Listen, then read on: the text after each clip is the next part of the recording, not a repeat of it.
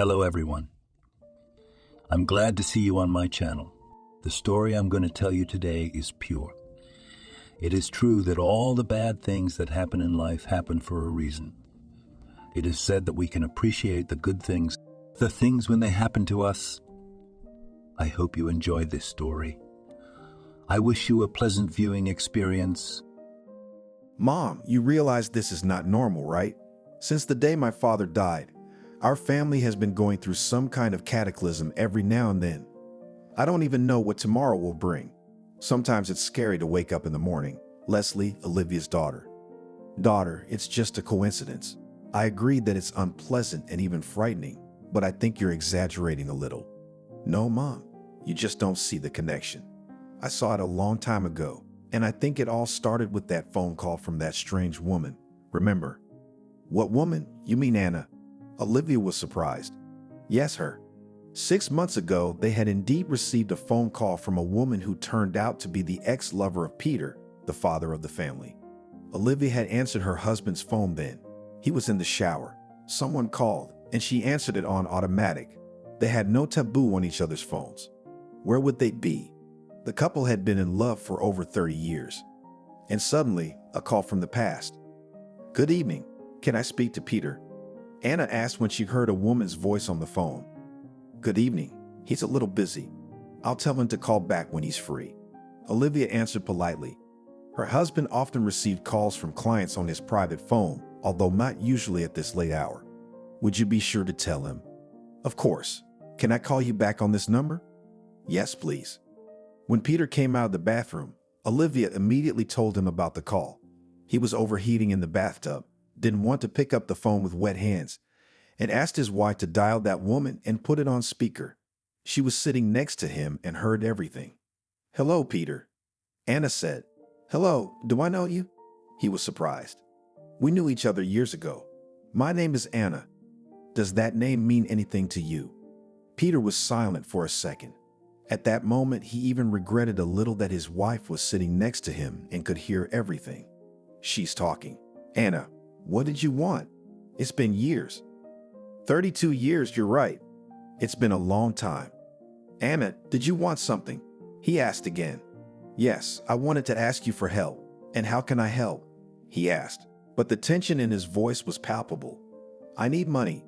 Can I know the reason for your request? Is your wife around? Maybe she should know about everything. Anna guessed. I have no secrets from Olivia, and she knows about your daughter.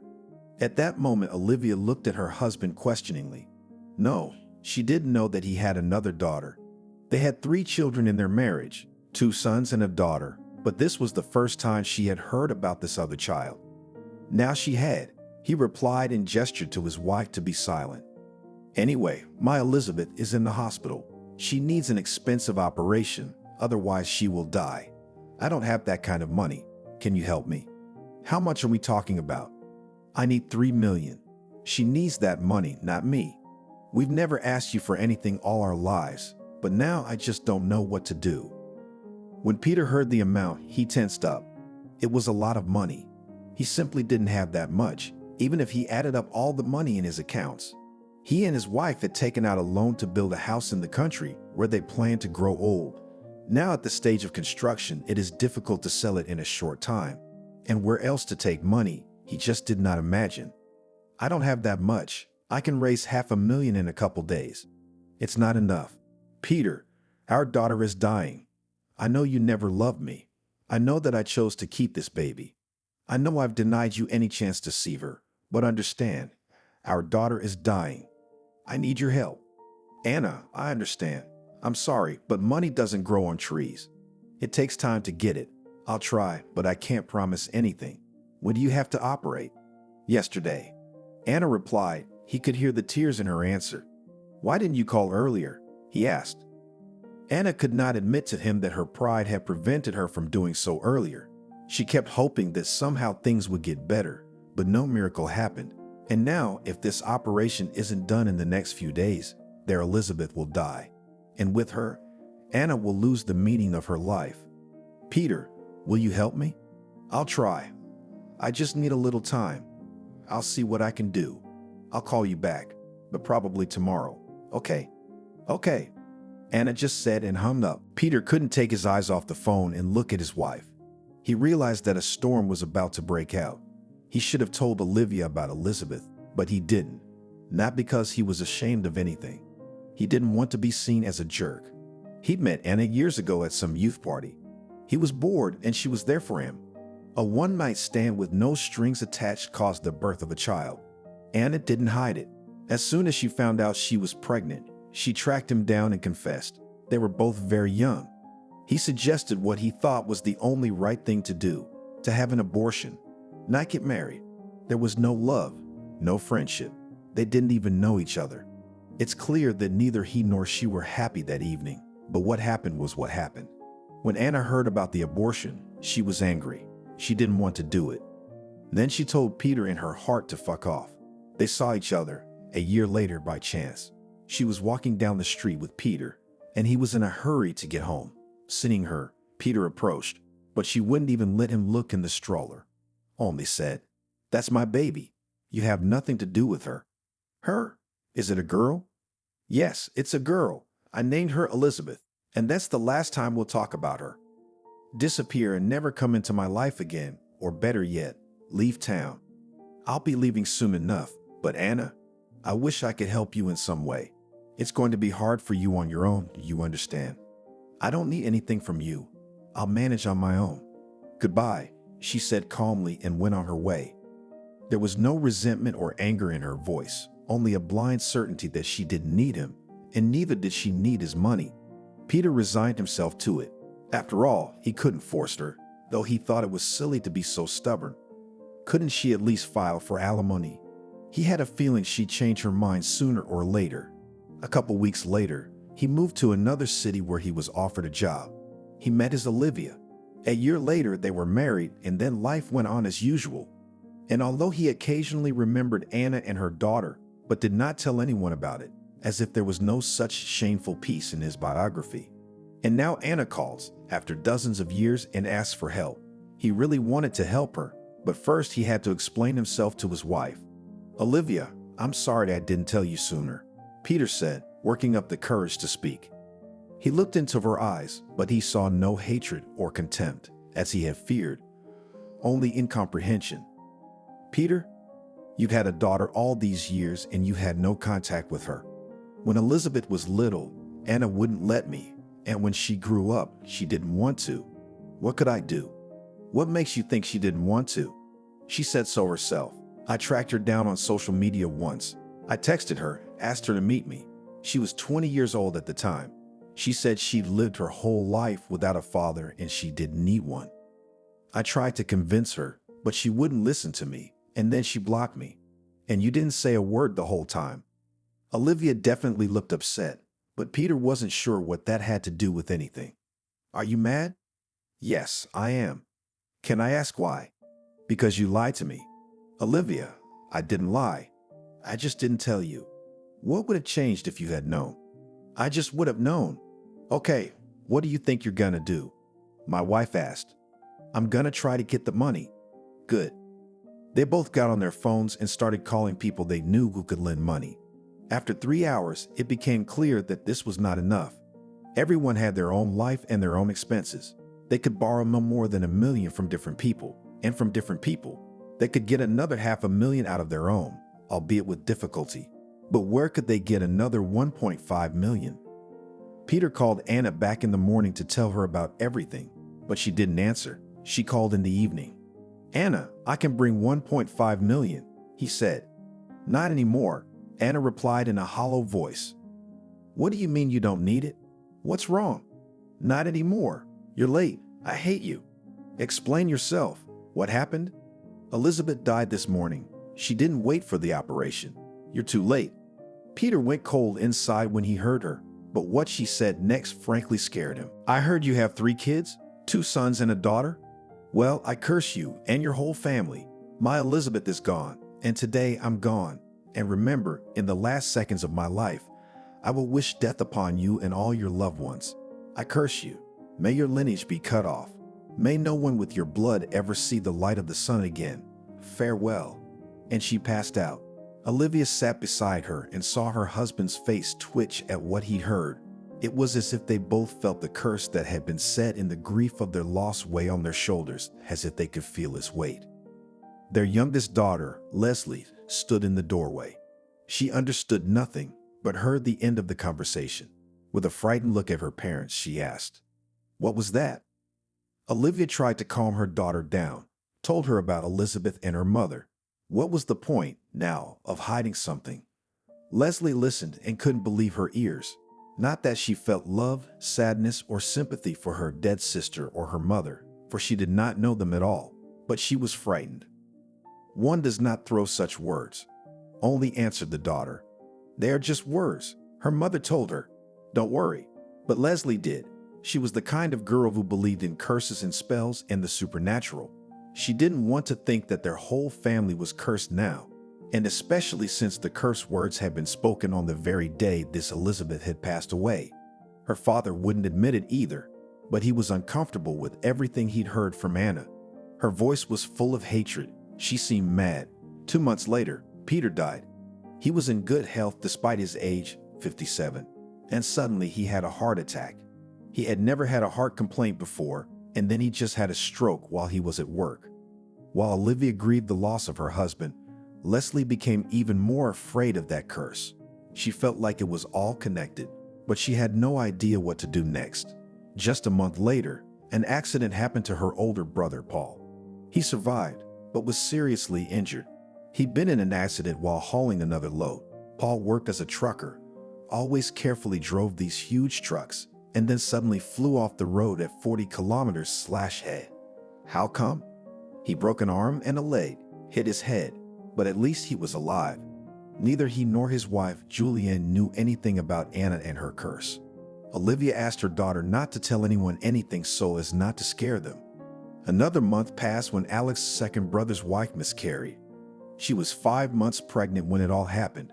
The doctors were very surprised because there was no sign of anything like that before.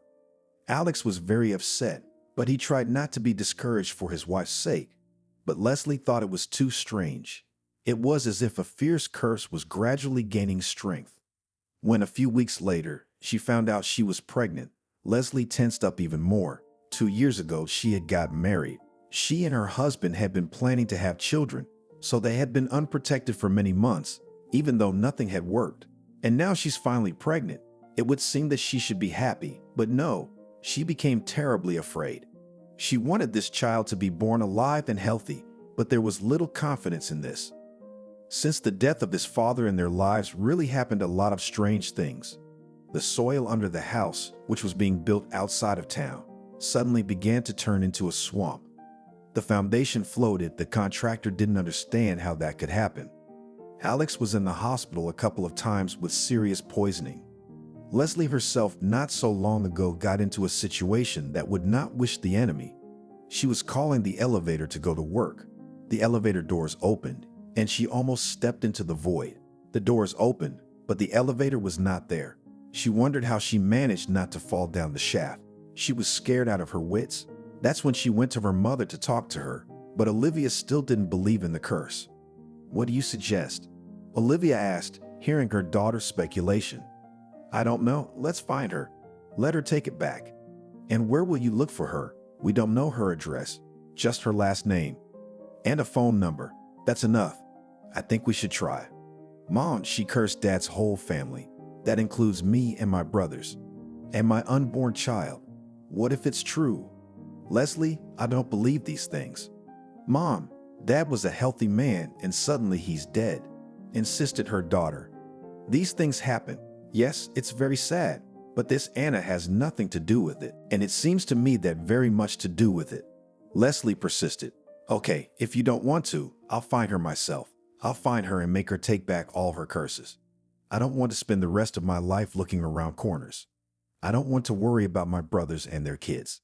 I don't want to worry about my child. I have to do this.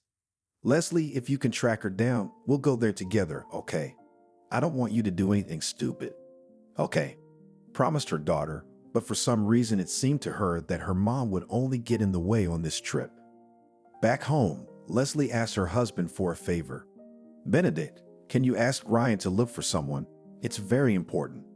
She had already told him about the curse and the strange phone call. Benedict listened to her, supported her, though in his heart he did not share her fears. He, like his mother-in-law, thought that all this was nothing, but at the same time he knew that his wife was incredibly stubborn when something gets into her head. Benedict had seen with what enthusiasm Leslie watched Battle of the Psychics. Even though she'd said many times that she didn't believe it was true, she still enjoyed it. Perhaps it was because in her heart she believed that there were other worlds and life after death and curses, even though she had never seen the proof of it in person before. "Who do you need to find?" he asked. "That woman, Anna." "But why?" "I want to go and talk to her. It seems to me that all this is no accident." "And what will you say to her?" "Benedict, I'll decide when the time comes. For now, I just need to find her. Can you help me?" His friend Ryan was an investigator. He was supposed to be able to help in this matter, but Benedict couldn't be sure. "I'll ask, but no promises." "Thank you for that," Leslie said hopefully and kissed her husband on the cheek, wincing at the stubble of 2 days' unshavenness. A couple of days later, Benedict pleased her when he told her that he had managed to get the woman's address. "What are you going to do next?" "I'll go to see her first thing tomorrow morning." "Alone?" "Mom wanted to come with me, but I don't want to take her." "Then I'll go with you, okay?" My husband offered. Not that he wanted to travel, but Benedict knew that Leslie was not a good driver. She had miraculously managed to get her license, but she was always in small accidents, so he was afraid to let her go alone.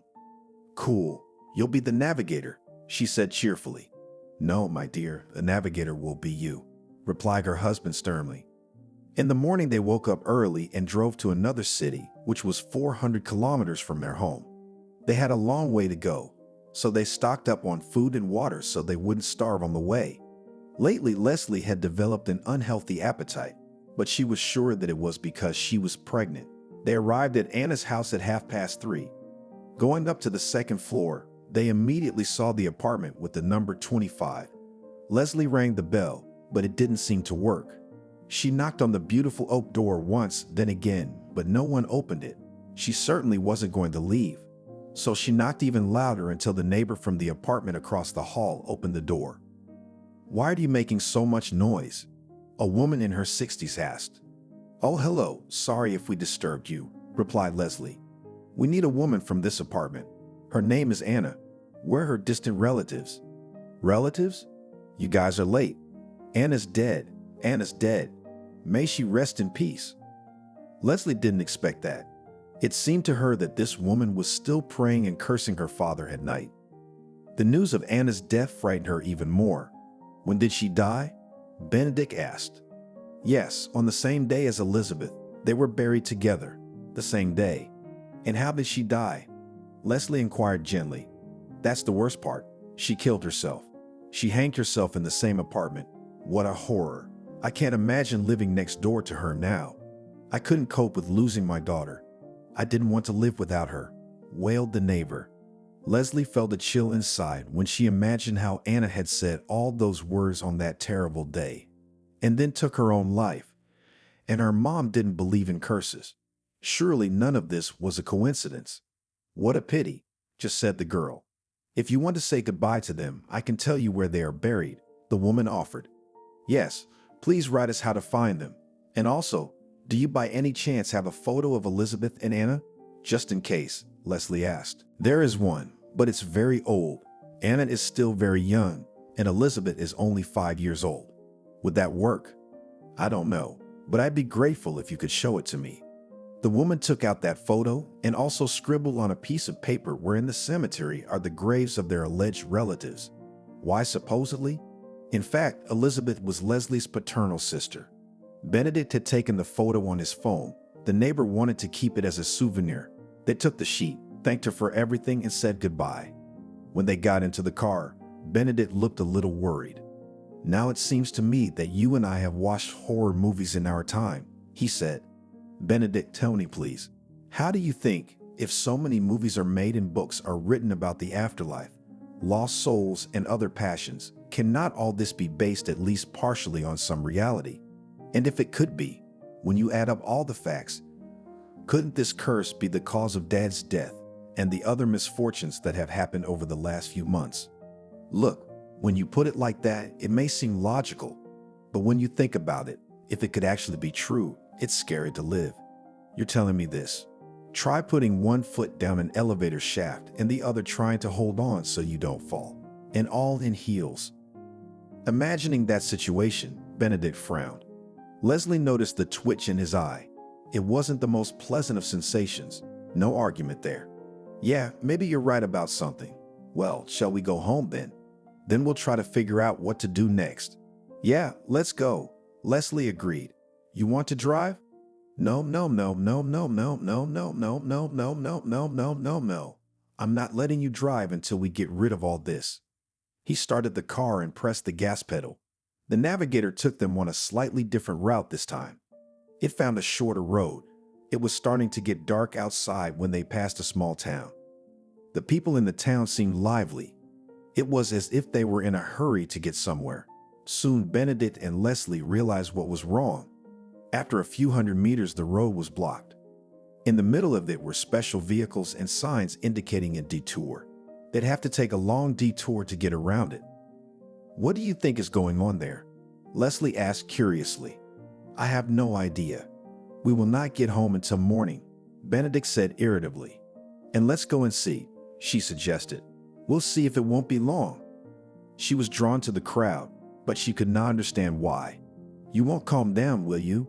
Benedict asked tiredly. Please, just for 5 minutes. Shall we go? His wife urged him. Okay, just 5 minutes. Leslie got out of the car and walked toward the crowd of people. Everyone was staring and yelling, but it was hard to make out the words. What's going on out there? She asked an elderly woman standing a little farther away. They're making a movie, she said calmly. A movie? You? How interesting. Leslie rejoiced like a little girl. Nothing interesting. It's garbage. And about what? The girl persisted. About witches, answered the stranger without looking at her. Why nonsense? I think it's very interesting. They don't know anything about them. They have no idea of who they are. Aubrey replied tiredly and finally looked her straight in the eye. Her expression turned from tired to concerned in a second. My name is Aubrey. Come with me, beautiful maiden. Come into the light. There was a lantern nearby, and the woman dragged Leslie by the arm and led her to a place where she could get a better look at her. You're in trouble, said Aubrey. You know it. She guessed from her frightened look. I know, but where do you come from? I know a lot of things. I've been around a long time. What am I to do about this trouble? I won't tell you right away. You have to think about it, consider everything. Is it your husband? She asked in the affirmative. Yes, my Benedict. Let you and Benedict drop the old onto the house. I will give you tea, and at the same time we will think what can be done with your trouble. It seemed to Leslie as if fate itself had thrown them into this town to meet this Aubrey. She had a ghostly hope that this woman could really help her. She seemed to forget her hunger and fatigue for a second, as if the very thought had energized her. Of course, let's go. Agreed. Do you live far away? No, about 15 minutes away. I'll show you, said Aubrey, walking to the car. Hello, Benedict, she said to her husband, and then just, stop crying. Go to his grave, say goodbye, and don't cry anymore. Thank him for everything he did for you. Pray for him and say goodbye. Let the wretched man go. Let him go in peace. Go tomorrow and go. All right, Leslie said meekly. All right, you go already. You got a long drive ahead of you.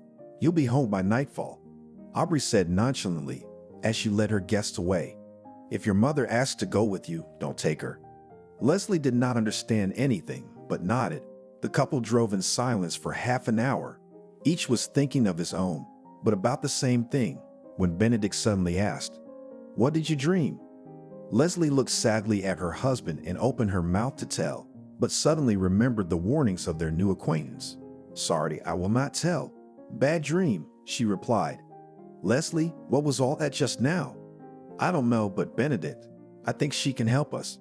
I believe her. But it doesn't work that way, he insisted. It doesn't happen, I agreed, but how did she know? She didn't say anything at all. Yeah, nothing at all.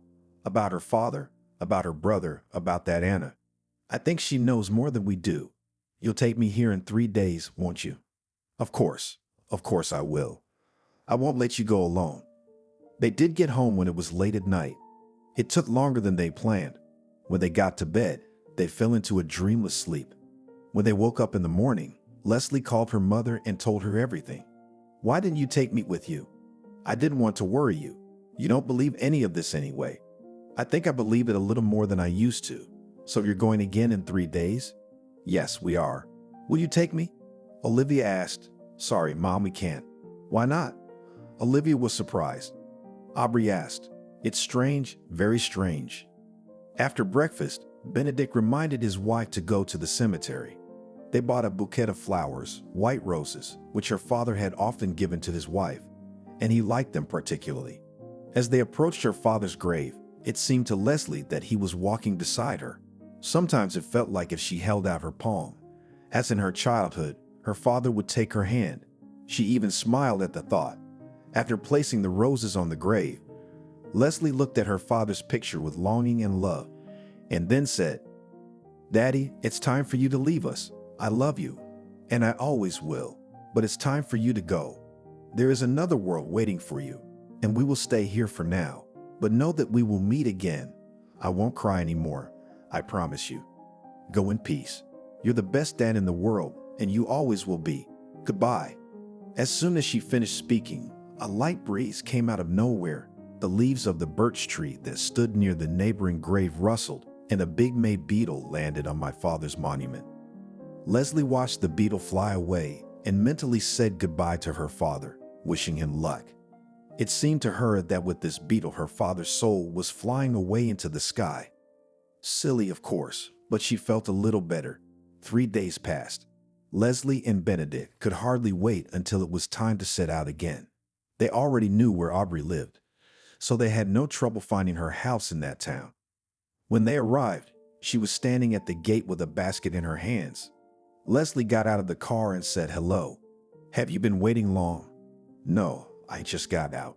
The woman said calmly, as if she knew exactly when they would arrive, but neither Leslie nor Benedict were surprised. A few hours later, they drove up to the cemetery where Elizabeth and Anna were buried. You stay in the car. You're heavy, Aubrey said to Leslie. You stay with her. Turn to Benedict. But how will you find the right place? He wondered. Why look for it? She herself is standing there waiting, the woman said calmly and walked with a confident gait to where she thought she should go. What do you think she will do? Leslie asked her husband when Aubrey was out of sight. I have no idea, but I don't really want to follow her. It's kind of creepy out here. It's always creepy in a cemetery, agreed. They had been in the car for over an hour when Aubrey finally returned, but she looked worried. Is everything all right? The couple asked in unison. I'm not sure. She's restless. I hope everything worked out, but we have to make sure. And how? Without understanding anything, asked Leslie. I know how. Come to my place. I'll explain everything. Without asking any more questions, they got into the car and drove back to Aubrey's house. It was actually hard to keep quiet and not ask anything, but why they were both afraid they wouldn't like the answers. Suddenly, Aubrey started talking on her own. I mean, she didn't even love him, just one night, but she loved her daughter. She loved her daughter very much. She had a resentment for her daughter. It's bigger than her own resentment. I hope she'll let it go. And if she doesn't, Benedict asked, looking at his wife's frightened face. And if she doesn't, we'll keep going to her until she forgives. When they arrived at Aubrey's house, she asked Benedict to sit in the car and took Leslie with her. Don't worry. All she said was, I won't hurt her.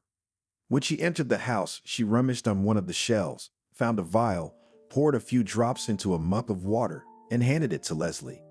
Drink. The girl looked at her warily, but drank every drop, feeling heavy in her head and body. Aubrey took her hand and led her to an old sofa, laid her head on her lap, and stroked her hair, saying, Now you will fall asleep. You will dream of that Anna. Don't be afraid. Ask her for forgiveness. She'll be angry, but you'll smile at her. Tell her you're sorry you didn't recognize Elizabeth that. Leslie heard nothing more. She fell into a deep sleep. Just as Aubrey had said, Anna appeared in the dream, but she seemed much older than in the photo. She was holding a teddy bear, apparently her daughter's toy. Her eyes were so angry, so hurt. She was whispering to herself, but the girl couldn't make out her words. She tried to say something to her, but it was as if Anna didn't hear her, as suddenly everything disappeared. Leslie woke up, trying to understand what had happened. "What did you see?" Aubrey asked calmly, continuing to stroke her hair. Apparently, she had been stroking her while she slept. "I saw Anna." "Did you apologize?" "I tried, but it was like she didn't hear me. She just whispered something." "What did she whisper?" "I couldn't make it out." "Were there animals or birds in the dream?" "Live ones." "No, not alive." Aubrey was surprised. "There was a toy, a teddy bear. She was hugging him all the time." "You remember what he looks like? Can you track him down?" "Not to buy a new one, but to find the old one. He knows all the secrets." "Where would I find him?" "He's at home with them." "He didn't tell me everything. There's another secret. We have to find out." Leslie went back to her husband, got in the car, and told him everything. He was just as surprised, but only asked, "Are we going to break down the door?" Leslie and Benedict drove back to that town. It was already dark out. "No, we took all the things out of it just yesterday. There were buyers." "Where'd the stuff go?" "Clothes were given to the poor, but the toys, I'll go and ask. You wait." Diana returned a few minutes later, but she looked puzzled. There was only one toy, but there were a lot of books and things were taken to the orphanage. It's on the outskirts of town. Only that bear was probably already given to the children. "What will you take from the orphans?" Benedict and Leslie just looked at each other. They both realized that there were more important things at stake than a child's resentment. When they left the church, Benedict thought of something. "Why don't we buy some other toys and swap?" he suggested. "Exactly. I wouldn't have thought of that. You are a head with two ears." She smiled. On the way, they stopped at a children's store, picked up a lot of toys for all tastes and ages, filled the trunk, and then went to the orphanage. Trying to imagine the scene in their heads, how they would offer the workers of that institution to exchange an old teddy bear for a mountain of other toys. They both became a little ashamed, but they could not think of anything better. When they found out that people came with gifts for orphans, they were easily allowed inside. Maddie, one of the teachers, met them. Hearing the unusual request of the couple, she raised her eyebrows in surprise. "Mishka, from the church? They bring us toys every day. I don't even know what he looks like." "I know," Leslie replied. "Just show me the toys. I'll find him." "Well, oh hey, but you are very strange people," Maddie said cautiously and led them into the playroom. When they saw the new toys, the children ran to them. They started looking at them, opening the boxes, fussing and cheering. And only one boy about 10 years old sat in the corner and did not want to join in the fun. He looked sad or hurt. Leslie looked at him so much that she didn't even notice that he was clutching the teddy bear in his hands. "What do we do now?" "It's him," she whispered in her husband's ear, pointing at the boy. "Are you sure?" "Yes, absolutely." Benedict took one of the cards and went to the boy. "Hi, what's your name?" he asked. "Peter," only answered the boy, looking at him with sad eyes. "And I am Benedict." "Hello, Benedict. Don't you want to see the new toys? Will you come with me?" "No, I don't want to. I already have," said the boy and pressed the teddy bear even tighter in his chest. "But there are lots of others." "I said I don't want to," little Peter replied resentfully. Leslie watched them from the side, trying to understand what was wrong with this boy. And suddenly she realized he looked a lot like her brother Alice at that age. Just the same face. What a coincidence. She walked over to Maddie and quietly asked, "Who's that boy?" "Name's Peter. Last name Stone." "Stone?" Leslie was surprised. "Yes," the woman grinned.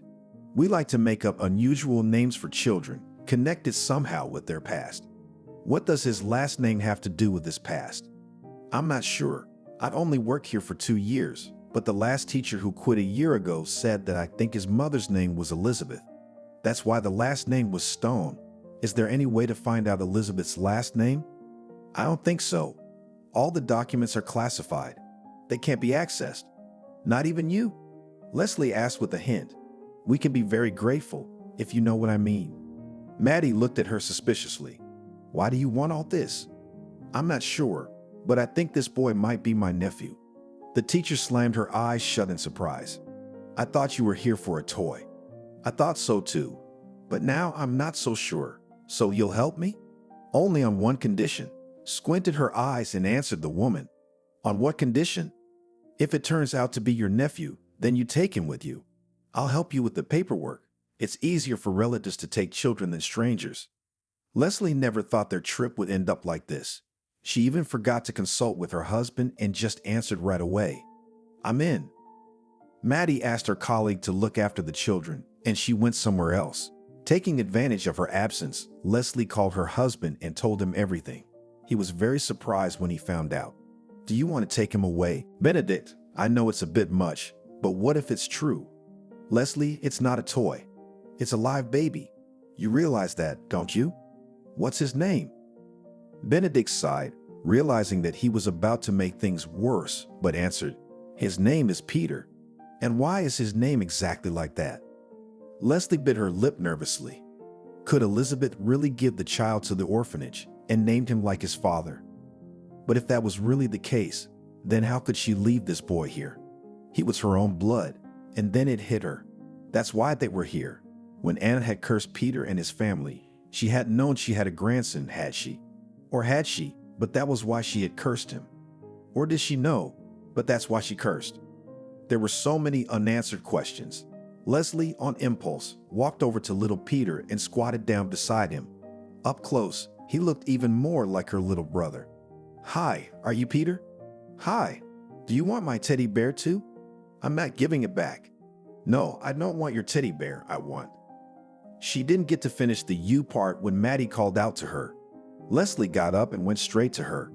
Did you recognize the last name? The girl asked hopefully. Let's go into the other room, the teacher suggested, and the couple obediently followed her. When they were alone with them, the woman asked, How do I know that you will not deceive me? What do you mean? Surprised Leslie. Well, for example, I will name the last name, and you just say that it is not her and go away, and you will get the information. Benedict was not confused.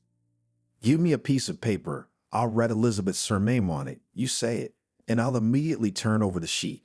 If the last names are the same, we'll take Peter with us. Take him with us? His wife asked in hope and surprise.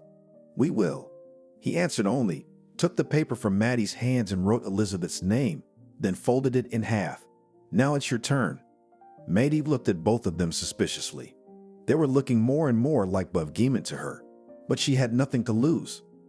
Walker, she said loudly, and snatched the paper from his hands, read what was written on it, and smiled. That's wonderful. So now our Kalinka will have parents.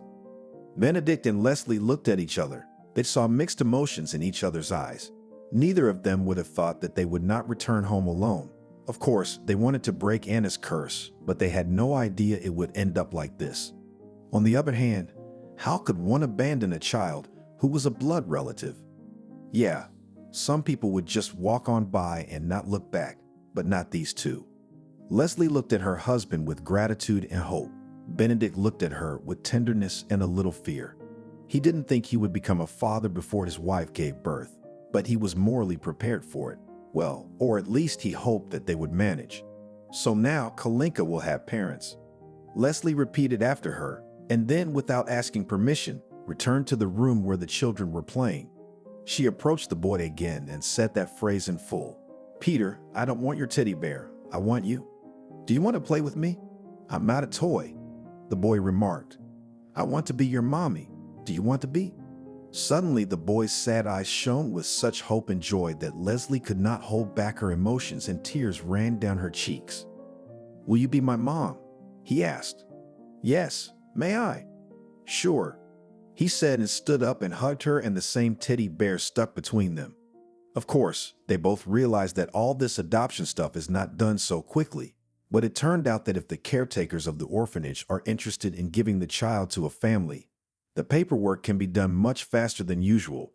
Just in case, the couple called the workplace and warned that they were taking a little vacation at their own expense.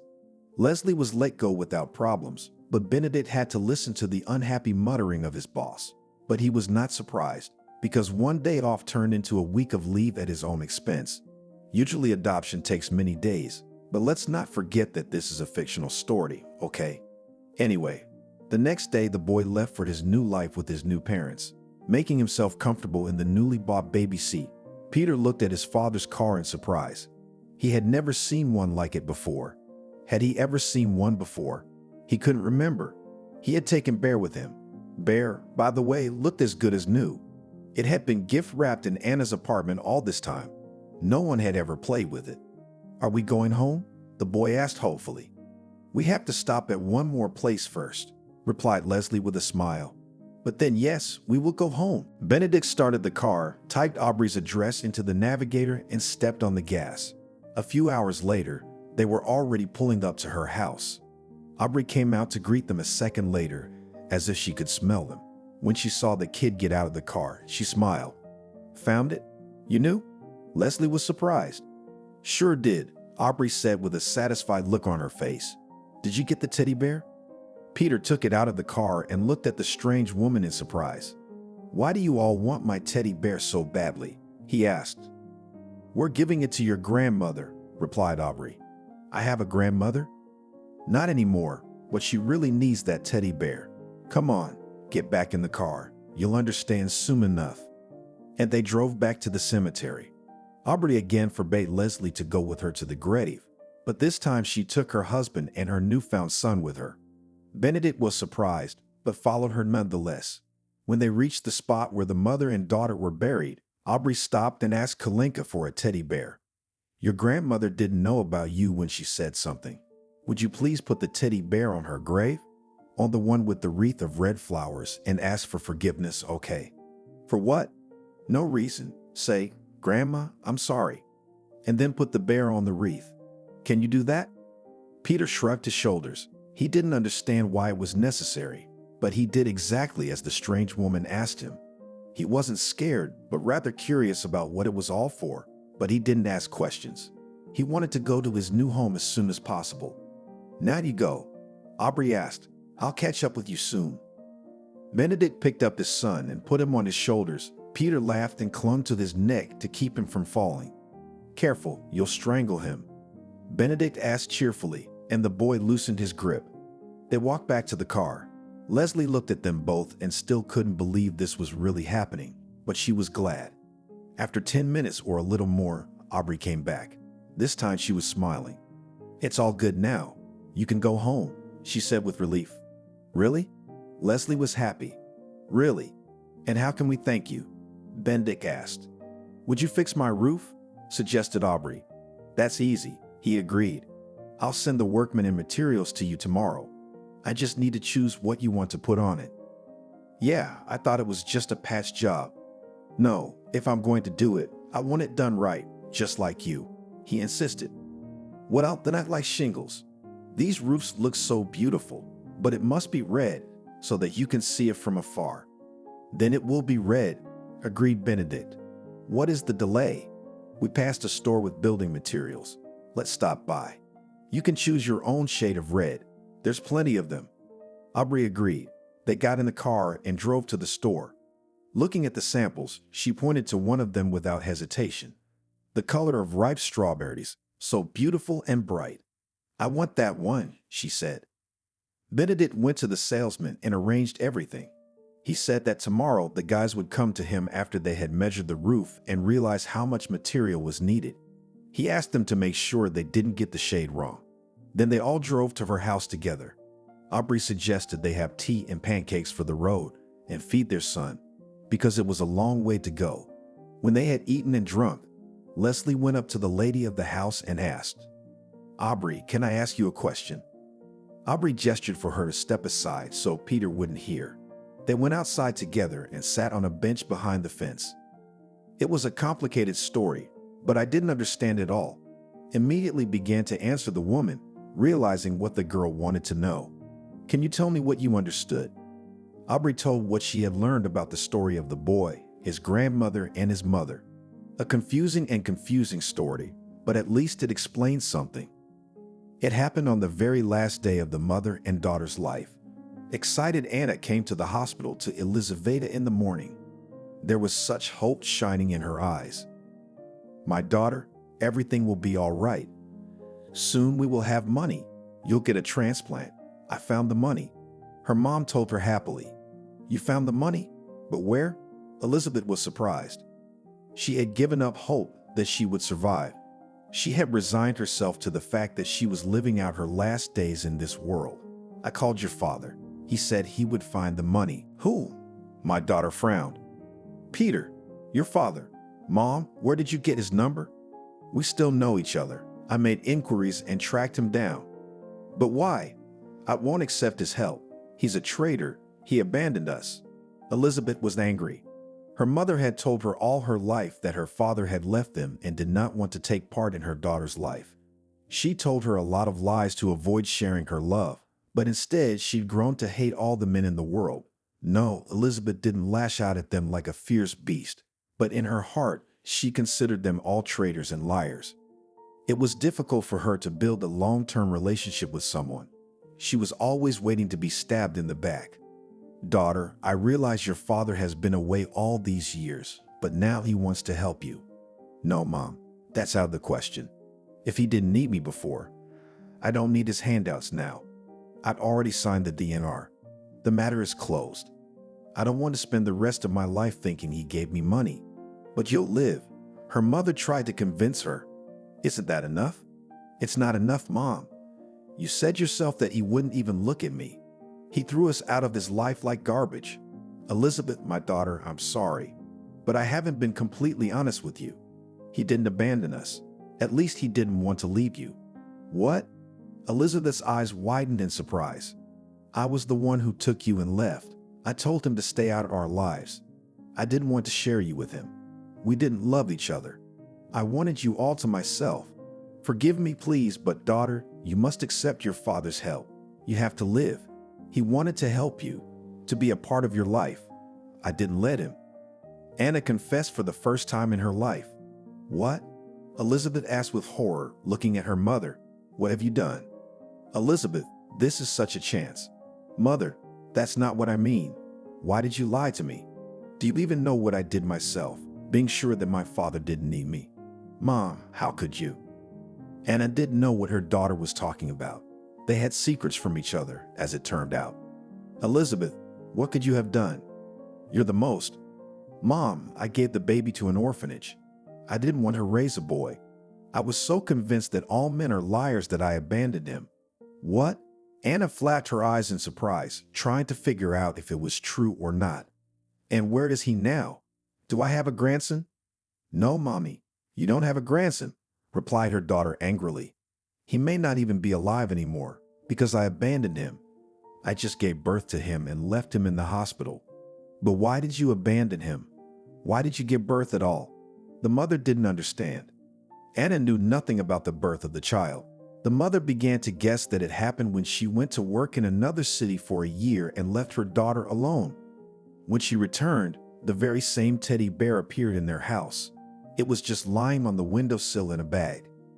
Elizabeth said that it was given to her as a gift, but it turns out that she actually bought it for her daughter as she hoped. But when she found out that a son was born, she gave it up. "But how can that be? I had hoped to the last moment that it would be a girl." Elizabeth almost screamed. "Mom, I abandoned my son because of your lies. You lied to me for so many years and convinced me that my father didn't need me. How could you?" There was such hatred in her gaze that Anna was frightened. Elizabeth should not be nervous at all. She was so upset by her mother's revelation that she became emotional, began to choke, and then suddenly fell on the bed dead. "Daughter, daughter, daughter." Her mother was rubbing her. "The doctor, call the doctor." Nurses came running into the room, but the refusal to resuscitate prevented them from doing anything. Elizabeth didn't want to be brought back again. It had happened so many times before. She was tired, lost all hope, realizing that they couldn't afford the surgery, that they might not be able to find a donor. She was desperate when she signed that paper, even though she thought she was doing the right thing. Anna left the hospital so distraught. The thoughts in her head were jumbled. The mind seemed to be foggy. She was grieving and angry at the same time. In the evening, Unable to deal with her emotions, she called Peter in anger and cursed him, not thinking that she was condemning not only his children and grandchildren, but her own as well. She had committed the worst sin of all. She just wanted to end her torment, so she said goodbye to her life. Did she know that her curse would have such power? It is unlikely that anyone can answer that question, but it happened the way it happened. In general terms, Aubrey tried to explain everything to Leslie. She didn't seem to understand everything, but at least she understood something. And how do you understand a mother who lied to her daughter her whole life? How to understand Elizabeth, who refused to give up the child only because of his sex? How do you make sense of it all? One thing Leslie knew for sure was that it was good that they took the boy with them. Of course, he was unlikely to forget the first 10 years of his life, but now at least he would live in a loving family. After saying goodbye to Aubrey, the parents and their son went to their home. They lived in a 2-room apartment for which they still paid the mortgage, but there was not much left. Benedict had bought it before his marriage when he had planned to start a family. The bedroom had been given to Peter and the living room had been turned into his parents' room. How happy he was when they went to the store together and picked out the new furniture he wanted. A few days later, when all the rearrangements in their house were completed, Leslie invited her mother to visit. Of course, she guessed that Olivia would not be very happy and most likely would not understand why they did it that way, but she didn't care. Leslie herself didn't care that Peter was her sister's son by another woman. He was her blood nephew and now her son. "Mammy, come and visit right away," she said, calling her mother first thing in the morning. "Maybe you'd better come to my place," Olivia suggested. "No, we need you to come to us. We have a surprise for you," her daughter urged. "A nice one, I hope. I'll tell you one thing for sure, it's a surprise." Olivia arrived a couple hours later. She didn't have any plans for the day, but her daughter had managed to intrigue her. When Leslie saw her cab pull up, she ran outside, wanting to prepare her mother for what she was about to see. They sat on a bench near the entrance for half an hour while her daughter told her about their adventures. Mom listened and could not believe it. And when a little boy appeared in the story, she was especially surprised. "Leslie, you what? You took him?" "Yes, we adopted him. And before you get all indignant, I wasn't going to. I want to meet him. Mom asked me to." "Then let's go," Leslie suggested more cheerfully. They entered their apartment together. Benedict and Peter were in the nursery building some kind of constructor. Olivia entered the room almost silently and looked at the boy curiously, then came closer and sat down on the floor beside him. "Hi," she said softly and touched him with her finger as if she were trying to see if he was real or not. "It tickles." Peter smiled and looked at her. "Hi, who are you?" "I'm your grandmother. My name is Olivia. I do have a grandmother," the boy said excitedly, stood up and hugged her around the neck. "Hi, Grandma." Olivia smiled, hugged him too, and then walked over to her daughter.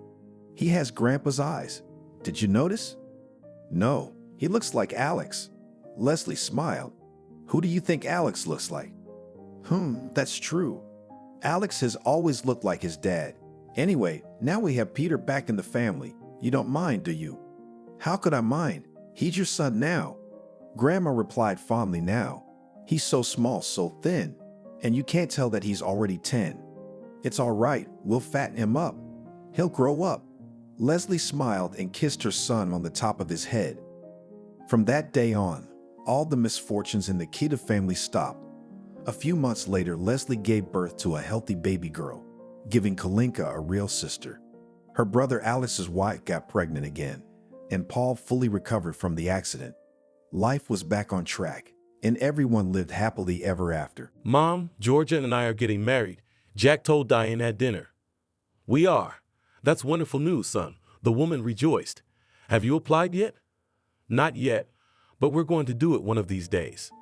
And the other news is that you're going to be a grandmother." "Oh, Jack, I can't believe I'm going to be a grandmother." Diana brushed away a tear. "I'm so happy." "Mom, why are you crying? You said yourself, happiness." "I'm crying from happiness, son. Forgive me, I must have given up after my father's death. Or I'm getting old. But I react so keenly to everything now. The good and the bad. Tears are close, as they say about people like me." "Mammy, you're not old at all. don't talk badly about yourself. And I have something else to talk to you about. What's wrong? The woman was worried. She thought she had more than enough news for today. How do you feel about exchanging this apartment? What do you mean? Diana, who was under the strong impression of the news about the imminent birth of her grandson and her son's wedding, didn't quite understand. We can exchange this apartment for two, with an extra payment, of course. You'll get a one-bedroom in Georgia, and I will get a two-bedroom. Where will we get the money for the extra money? The woman changed her face. The idea of sharing the apartment was not to her liking. Well, you have some savings left from your father, replied the son. Wait, Jack, why do we have to split the apartment? After the wedding, you and Georgia can live here. There's plenty of room for everyone, especially when the baby's born. I'll help Georgia take care of the baby. I know how hard it can be for a young mom at first. That's what I thought, Mom. But Georgia's been adamant that she won't live with the beetroot. Oh, I'm sorry, mother-in-law. Mother-in-law? Diana was horrified to hear that. Is that what your Georgia says about me? What does she think I am? Some kind of snake? Have I done something to offend her? No, Mommy, of course not. Jack hastened to reassure his mother, mentally berating himself for saying too much and hurting her. You're the best and kindest mom in the world, but Georgia thinks that mother-in-law and daughter-in-law can have a normal relationship only if they live far away from each other. See, Georgia's mom and her husband divorced because of her difficult relationship with her mother-in-law. She hated her and ate her up. She wouldn't let it go until she divorced her and Georgia's dad. Georgia learned her lesson about living on her own. Why judge people based on one bad experience? I don't know what happened between Georgia's parents. People are different. For instance, I had an amazing mother-in-law, your grandmother Betty. We lived with your father's parents for years, and never once did we have a fight. Betty was a very wise woman. She took pity on me, the dumb one, and treated me like a daughter. I grew up in an orphanage, you know. When David and I met, I didn't even know how to cook, just pasta and scrambled eggs. Betty taught me everything. And delicious soups, borscht to cook, and baked pies, and take care of the baby. She helped me so much when you were born. She was like a mother to me. I remember her so fondly. So, son, not all mothers-in-law are mothers-in-law. That's what Georgia says. I understand, Mom. Yeah, Grandma Betty was wonderful. It's a pity she died early. I was only 15. But I can't change Georgia's mind. She's so stubborn. She gets it into her head.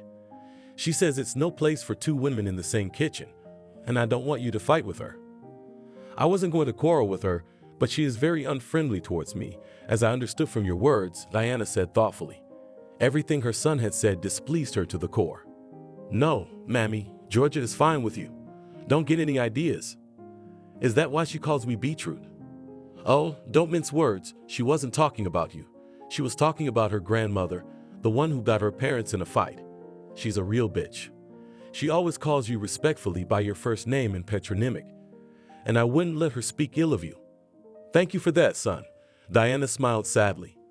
Besides, Mom, think about it. Why do you need a 3-bedroom? Jack started talking about the apartment exchange again. It's a lot of extra cleaning. You'll be more comfortable in a 1-room apartment in Georgia, and I will soon have a family, a child, you know. So, Mom, you should think about changing the apartment, okay? Okay, I'll think about it, Diana sighed. All right. Jack got up from the table. Thanks for dinner, Mom. It was delicious, as always. I'm off to Georgia's to help my future mother-in-law put the dresser together. Don't lose me if you need me. Maybe I'll stay there tonight. The son kissed his mother on the cheek and ran away, leaving Diana in complete confusion. For about 10 minutes, the woman sat as if in a stupor, not understanding what was going on. The proposal to exchange the apartment was a complete and extremely unpleasant surprise for her. 3 years ago, Diana was widowed. It was a very difficult ordeal for her. With her husband, David, they lived a little more than 30 years, raised a son. The couple lived well, friendly, understood each other with half a word, and for all the years of married life never once seriously quarreled. There were, of course, disagreements, as with everyone, especially in the early years of life together, but Diana and David loved each other very much, and therefore were able to find compromises and did not allow a small quarrel to grow to a large scale. First time after the death of her husband, Diana thought that for her life is over, she longed for her David. But still the woman found the strength to live on. The only son supported, a close friend, and of course her favorite job. Diana taught math at the technical school and loved her profession and her students. When Jack met Georgia, Diana took the girl very well. Mother never interfered in the life of her adult son, realizing that this can only spoil the relationship with him. But of course, she was worried about her son, because Jack was already 32, and he remained a bachelor and said sometimes that he was not created for family life. And Diana wanted her son to have a family, children. She was worried about his future. And then came Georgia, with whom Jack really fell in love. To be quite honest, it cannot be said that Diana was delighted with Georgia. It wasn't a matter of maternal jealousy. On the contrary, Diana longed for her son to finally marry. But Georgia, something was in this girl repulsive. Intellectual Diana, seeing that the chosen one of her son is not too well-mannered and rude. But the woman tried to convince herself that there are no perfect people. Everyone has some flaws. And if her son loved this girl, it means that she should accept it and try, if not love, then at least treat with kindness and respect. A good mother-in-law gains a daughter, and bad mother-in-law loses a son. This once heard the phrase Diana remembered well, and understood that she did not want to lose her son, and therefore will try to do everything in her power to establish good relations with her daughter-in-law. And today, her son shocked her with the news that Georgia, it turns out, calls her a mother-in-law, and already in advance set up for conflict relations. Diana was completely incomprehensible. Why? Because she really treated her son's daughter-in-law well. It was unclear to Diana what Georgia had gotten herself into a tizzy, and why her son was going along with her. Having recovered a little, Diana cleared the table, turned on the dishwasher, and decided to call her close friend Anfisa, with whom they had been friends since their student days and used to share with each other everything that had come to a boil. "What a mess," exclaimed Anfisa. "What do you mean? Georgia is turning Jack against his mother?" "I don't think she is." Diana tried to stand up for her son and future daughter-in-law. "It's just that Georgia doesn't want to live with me, so Jack is offering to split the apartment." "Don't you dare say yes. It's your apartment. Let your son earn his own. And if Georgia doesn't want to live with you, let her live with her mother or rent a place. Why didn't they think of that option if they want to live separately?" "I don't know, Anfisa. The thing is, Georgia's pregnant. She's going to go on maternity leave soon. My Jack can't afford to pay his salary and rent an apartment and support his family. There are so many expenses with a child. Clothes and diapers. Don't tell me, Diane, that you're ready to trade up." "That's just it, I'm not. We've lived in this apartment with David for so many years. It's so dear to me. Every corner is dear. I don't want to move anywhere, but I don't want to quarrel with my son either. Anyway, Anfisa, I don't know what to do. I feel at an impasse." "Talk to your son again. You've always had a good relationship with him. I'm sure this girl has Jack in a twist. It was her idea to split the apartment. I wonder why she wouldn't offer that to her mother. Georgia has a little sister, and they live in a 2-bedroom. I see that's why she wants your place. Anfisa, sooner or later they'll get my apartment anyway. I'm not forever. And I don't want to start a swap at all." Diana was ready to burst into tears from the resentment that came over her. "Wait, Diana, don't get so upset. I can hear your voice is shaking. Try to calm down, or your blood pressure's gonna spike again. Besides, you know that nerves aggravate all diseases, and you've already lost your health since you left. So, my dear, take a sedative and get some rest. Tomorrow, you'll talk to your son again. He must realize that it's wrong to solve his problems at his mother's expense." After talking to her friend, Diana calmed down a little. How good it is that she has Anfisa in her life.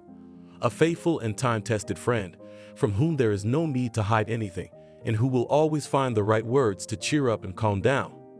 The woman drank sedative drops and went to bed, hoping that the morning, and indeed, according to the proverb, will be wiser than the evening, and she will be able to convince her son that the idea of exchanging the apartment, extremely unsuccessful.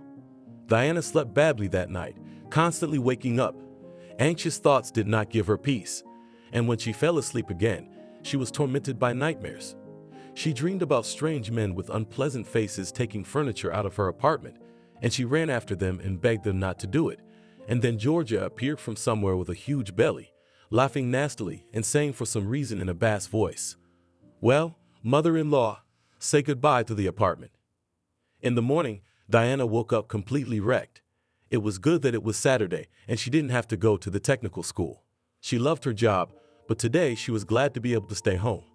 Her head ached after a hard night's work, and her whole body ached as if she had been carrying bags of cement the day before. And Fisa was right. Nerves aggravate all of her ailments. Yesterday, she was very upset when Jack announced about the exchange of the apartment. Her son wasn't at home, so he'd spent the night at George's and wouldn't be home until the evening. Diana decided that she would talk to him about her unwillingness to exchange the apartment. Jack must understand her feelings. The woman had no doubt that her son was being pressured by his future wife. He would hardly have thought of such a thing himself. To distract herself from unpleasant thoughts, Diana started cleaning the apartment. She liked to put the house in order. This activity always calmed the woman. And now, as she carefully dusted her favorite porcelain figurines, she thought about how much she loved her home and was not ready to give it up for her future daughter-in-law. But whether her son would understand, the last thing Diana wanted was for her and Jack to have a serious disagreement that would cause a quarrel. After the death of her beloved husband, Jack was the closest and dearest person to her. For his sake, of course, she was ready to do a lot, but everything has its limits. Jack, as the woman supposed, appeared at home only in the evening and looked a little tired. He told his mother that his future mother-in-law suddenly needed to make repairs in the kitchen, and she asked him to help, and he, of course, could not refuse. "Aren't you hungry?" Diana asked her son, certain that the future wife and mother-in-law had fed Jack dinner. But she was wrong.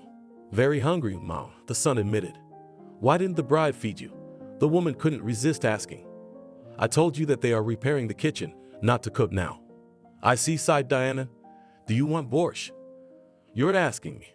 "I will, of course." After her son ate 2 plates of borscht with appetite, the woman decided that it was time to talk to him. "I was thinking yesterday and today about what you suggested, Jack." "You mean the apartment exchange, Mom? Are you okay with that?" "I'm sorry, son, but no," the woman answered calmly and firmly. "That's how," Jack said disappointedly. "But why?" "Son, tell me honestly, did your future wife give you the idea of exchanging our apartment?" "Well," Jack hesitated. "We thought about it together. We have to have somewhere to live after we get married." The son's confusion only confirmed his mother's guess that it was Georgia who had talked him into the apartment. "Jack, don't get me wrong," Diana said in a soft voice. "I'm not old anymore, and I want to live out my life in this apartment. You young people have it easy. If you want, you sell it, you move. But for me, all these moves are already a huge stress. Besides, this apartment is very dear to me. Your father and I earned it together. We sold the little 1-bedroom I got when I got out of the orphanage. We lived with David's parents for a few years, saved up money to buy a new apartment, and did the repairs ourselves. It's a hard-won apartment, Jack, and I'm not ready to give it up. I cherish everything here. Every nook and cranny, every centimeter. I'm sure your father wouldn't like it either." "Okay, Mom. But what about me and Georgia and your future grandson? Georgia doesn't have a place to live. You know, it's a small apartment, and her sister lives there too, and Georgia doesn't want to live with you." "I don't want to live with her myself," thought Diana, remembering the offensive word beetroot, and she said the following aloud. "I've already realized that living here is not an option for you, although I wouldn't mind. Your Georgia's probably right, though. It's better for a young family to live on their own. That leaves us with the option of renting an apartment. It's expensive. We've got expenses coming up, a baby on the way. I understand, and I can help you out with money until the baby's older and Georgia gets a job. But I don't want to trade the apartment." "I hear you, Mom," Jack sighed, getting up from the table. "I'll try to convince Georgia, too." The words stung Diana unpleasantly. Why should Jack be the one to convince Georgia that the apartment swap was a bad idea? He shouldn't have let her dispose of something that didn't belong to her in the first place. The woman caught herself thinking that she liked her future daughter-in-law less and less. She had not yet become a wife, but she was already trying to command and manipulate Jack. And what will happen next? Diana became anxious for her son. What a cheeky girl. And Fisa was indignant when Diana called her the next day to tell her about the conversation with her son. "I thought she was the one pushing him. Don't agree to this under any circumstances. There's no telling what Jack's life will be like with that girl. Imagine if they split up and your son comes back to your 1-bedroom and she keeps that apartment. You'd be a fool to agree to a swap." "I'm not going to, and Fisa. And luckily Jack seems to have listened to me. So let Jack put his future wife in her place. She's got a mind to share an apartment she has nothing to do with. I'm sorry, Diane, but something tells me this girl's gonna get Jack's blood and yours." "I have the same bad feeling," Diana replied. The week passed quietly. Her son never brought up the subject of exchanging the apartment, and Diana was almost at peace, thinking that they would never return to it again. On Friday, Jack told his mother that he and Georgia were going away for the weekend to her aunt's house in the country, and he would not be home until Sunday evening. On Saturday afternoon, having cleaned the apartment and prepared dinner, Diana sat in a comfortable armchair with knitting in her hands. A romantic movie was on TV, and the woman was in the mood for a pleasant pastime. And closer to evening, she was waiting for Anfisa to visit. The friends hadn't seen each other for a long time, and lately they had been communicating only by phone, so they decided to meet at last and have a good time talking to each other. Diana did not suppose who it could be. Anfisa was supposed to come later. The woman hurried into the hallway and looked through the peephole. Standing outside the door was an unfamiliar, very full lady who immediately announced loudly, "This is Martha, your future sister-in-law. Open up." "Hello." Diana was taken aback as she opened the door and let the woman into the apartment. They had never met Martha, George's mom. Diana had asked her son to introduce them, but Jack waved her off and said that if it came to marriage, he would introduce her. The visit of the future relative surprised Diana very much. "Why are you standing there like a stranger?" Martha smiled broadly, showing her crooked and yellow teeth. "Let's get acquainted. We're almost related. Look, I bought some cakes. Run and put the kettle on." "All right, come in," said Diana. "Oh, let's not shout, okay? We're about the same age, and we're about to be related. Of course, I'm not a lady of science like you. I didn't graduate from any institute. I'm as simple as 3 rubles. But I always say what I think." While Diana was making tea, Martha looked around the apartment without asking permission. The woman looked in all the rooms and was impressed. It was a nice apartment, big, and the repairs are expensive, you can tell. The furniture is good. We live in a simpler place. Our apartment is small. The repairs are simple. But now I've decided to renovate the kitchen. My son-in-law is helping me. Good for you. He's a handy man. That's the most important thing in a man, that his hands didn't grow out of his ass. Do you agree with me? I guess so, Diana nodded. Diana didn't like Martha's impudence, but she tried not to show it. She would have to cross paths from time to time, so she had to take Martha as she was. After all people are different. Everyone has their faults. That's how Diana calmed herself, realizing that this was not the kind of family she had dreamed of. "Are you going to have lunch or just tea?" she asked Martha. "What are you having for lunch?" Martha asked excitedly. "Chicken cutlets and vegetable stew." "Stew vegetables?" The future sister-in-law frowned slightly. "I don't really like that, but all right, go ahead. And more cutlets, stew." Diana quickly heated up the cutlets and invited the guests to the table. "I have something to say to you, sister-in-law," Martha said in an important tone, eating the cutlets with gusto. "Speak," Diana replied, and her inner voice told her that she was about to hear something she probably wouldn't like, and the woman was not mistaken. "Since you and I are related, I think I have the right to have this conversation with you," Martha said importantly, putting another patty into her mouth. "I am a simple woman, as you know, and I speak what I think. So I'll ask you directly, Diana, why don't you want to exchange the apartment? Do not want our children and future grandson to be happy." Diana almost choked when she heard what Martha had said. That's what the future mother-in-law had really come for, not to get acquainted. So the question of the apartment was still open. She was too excited. The daughter-in-law and now her mother are still dreaming of exchanging the apartment. "Why are you silent as a fish?" Martha asked, taking a bite of cake. "I asked you a question." Diana was amazed at the impudence of her future relative and, remembering Georgia, thought that the proverb was right. The apple doesn't fall far from the tree. "What is there to think about?" Martha said excitedly. "It's definitely necessary to exchange the living space. What's the use of such a place on your own? And Georgia and your Jack will soon have a family, a baby on the way. And you're suggesting they live in a rented apartment? I can't believe you think of something like that. You alone in a fancy apartment, and my daughter and her family in some rented shack. What are they gonna rent it for? Your son is not an oligarch. Or are you suggesting my daughter with a baby in her arms works somewhere to pay for a rented apartment? I've already told my son that I can help out with money while George is on maternity leave. And you probably could too." Diana tried to stay calm, even though Martha's insolence and assertiveness were beginning to irritate her more and more. But she didn't want to bring the matter to a serious conflict after all. This woman was the mother of her future daughter-in-law. The realization of such an imminent prospect made Diana uncomfortable. No, I don't have any extra money," Martha snorted unhappily, "and I'm not going to pay for any rent. You may have millions of dollars to spare. Judging by the renovation of your apartment and the furniture, you're obviously not poor. I'm a penny. I'm not going to discuss my financial situation with anyone."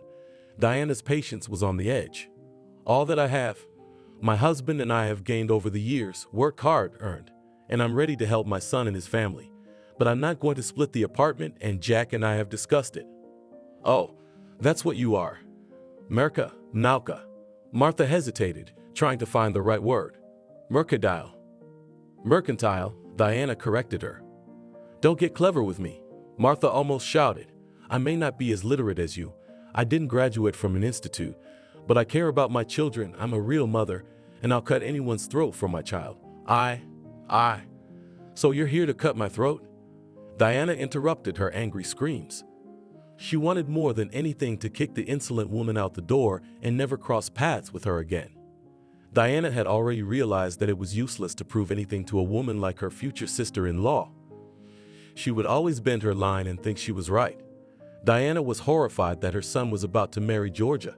How did Jack get himself into this mess? "No, I come in peace," Martha said, her tone suddenly changing to a more benevolent one. "Diane, you have to exchange the apartment. If you love your son and want what's best for him, you have to. She doesn't owe anything to anyone, especially not to you," said Anfisa, who suddenly entered the kitchen. "Anfisa," Diana exclaimed in surprise, but how happy she was to see her friend. She had come just in time. "I'm sorry, Diana. Your door was ajar for some reason. I wanted to ring the bell, but I heard shouting and entered without ringing the bell, so I overheard part of your conversation." "Who are you?" Marta was staring at Anfisa. "First of all, don't poke me," Anfisa answered calmly, although Diana could see from her face that her friend was angry. "We haven't had a drink, and it's the first time we've seen each other. And secondly, I am a friend, and as it seemed to me, you came to our house not with kindness. And I'm almost a relative of Olin's, and we're having an important conversation, which is not for other people's ears." "Keyword, almost," Anfisa answered in her calm and confident tone. "Jack hasn't married your daughter yet. They're going to have a child soon, so he'll marry her." "Diana, why don't you say anything? Why do you let a stranger talk to me like that? Let him get out of here. We haven't finished talking." Diane's patience was wearing thin. "Tell you what, Martha," she said, "you really should go now. There's nothing more to talk about. I'm not going to share the apartment, and that's my right." "You know," Martha glared, "you're a bitch, Diane. You're a greedy bitch." "You're a bitch," exclaimed Anfisa, who, unlike her friend, knew that people like Martha should be dealt with by their own methods and fought back immediately. "I won't leave it like this," Marta shouted, running out of the kitchen. In a few seconds she came back, grabbed the box of cakes she had brought for tea, and muttered a curse and ran away again, and a short time later the front door slammed so hard that Diana and Anfisa shuddered. "Thank you," Diana said to her friend. "It's about time you showed up." "Yes, as I felt, we had agreed on 5, and I did all my business today.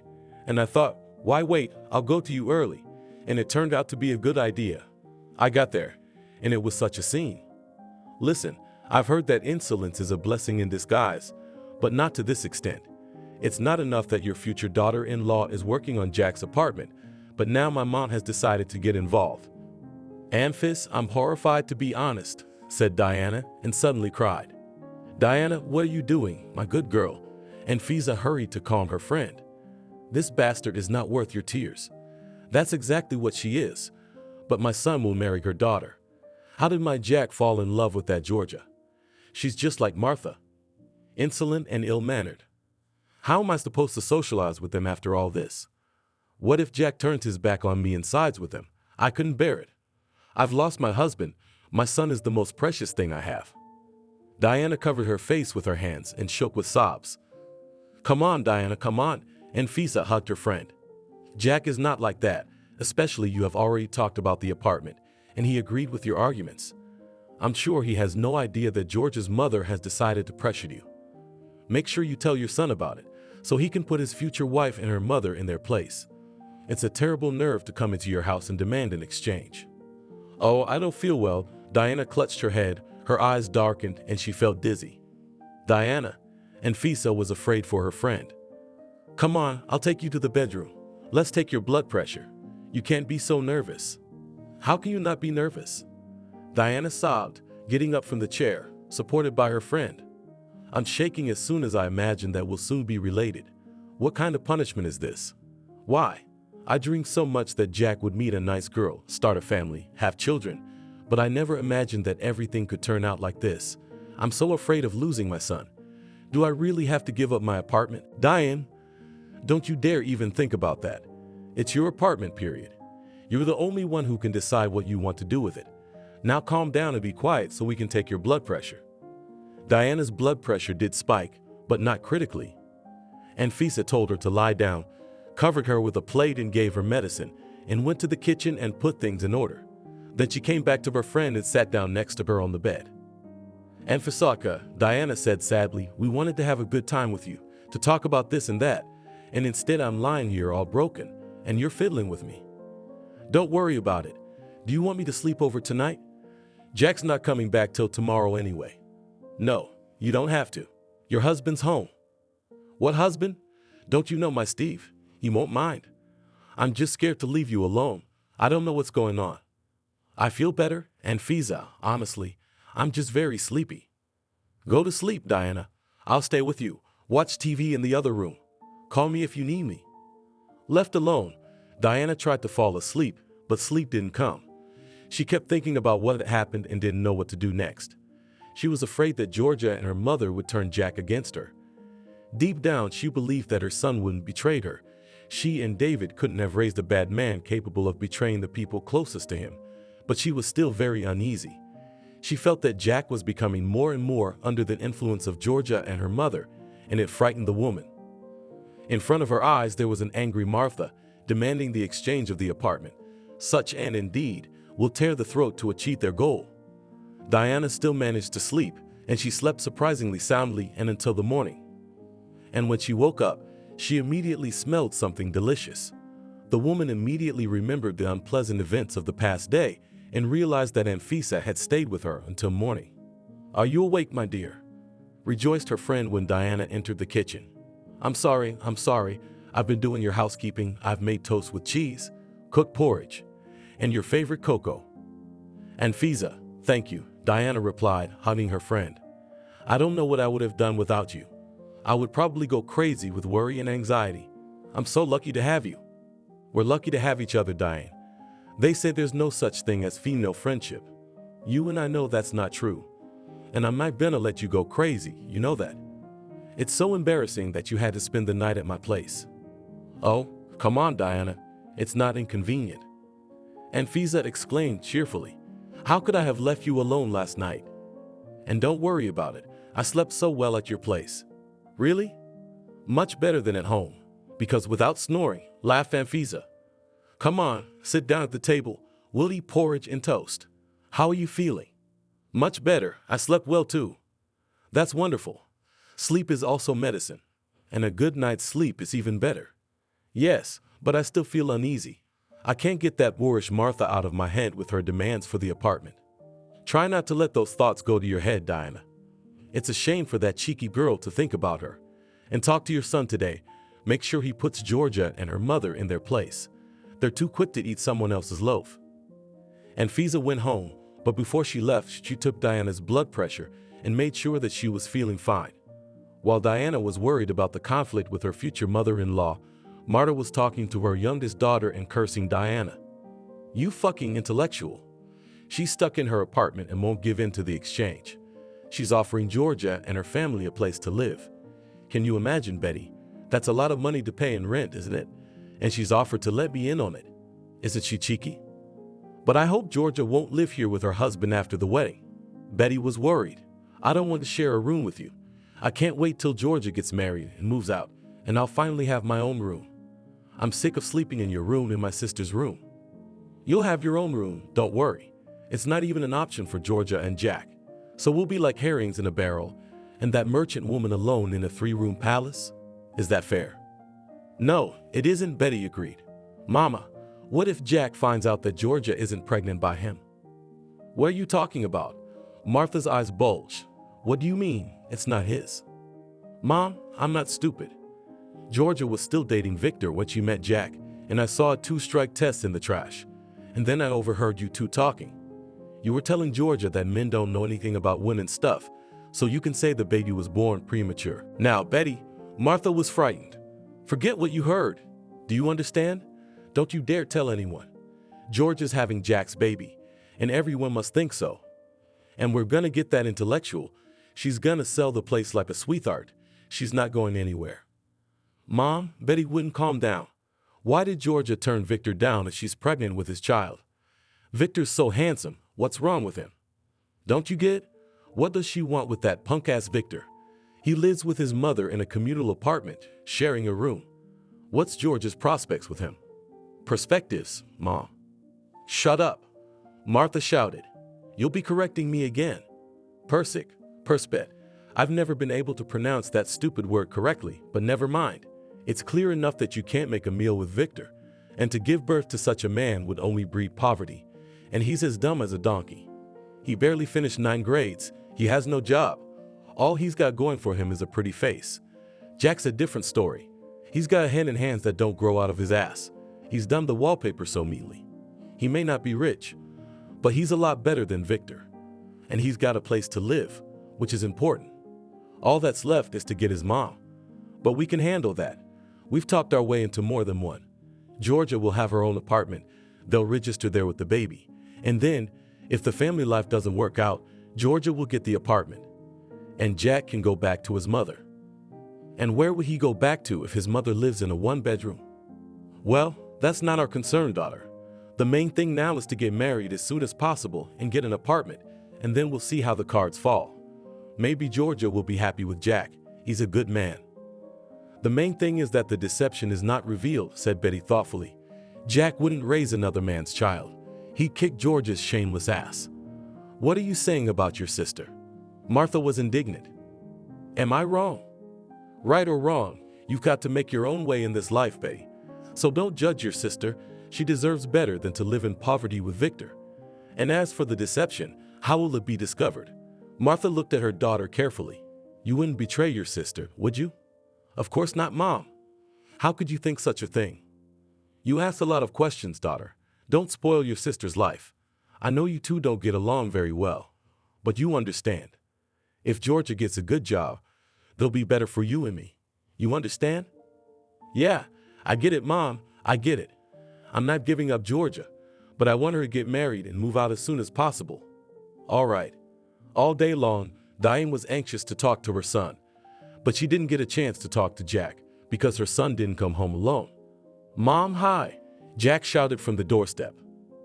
The excited woman hurried into the hallway and was immediately disappointed when she saw Georgia next to her son. Hello, Dee, said the girl. Diana corrected her. Oh yeah, I forgot. We'd rarely see each other. We're in Georgia. But if you want, I'll call you Mom after the wedding. No need. It's better to call her by her first name and patronymic, the woman replied calmly, though she was seething inside. Well, as you wish.